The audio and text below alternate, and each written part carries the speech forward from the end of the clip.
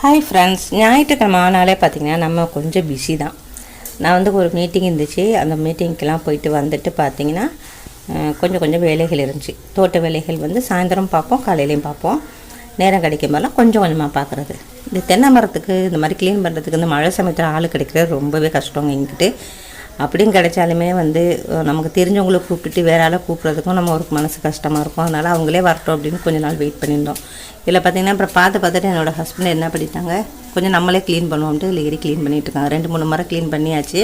2 மரத்தில் பார்த்திங்கன்னா தேங்காய் வந்து விழுந்துக்கிட்டே இருக்கும். நம்ம எவ்வளோ தான் பெருக்கி எடுத்தாலும் அது வந்து எதுக்குலாவது ஒளிஞ்சு கிடக்கும். அந்த மாதிரி ஒன்று மாட்டினுச்சு இன்றைக்கி பார்த்திங்கன்னா.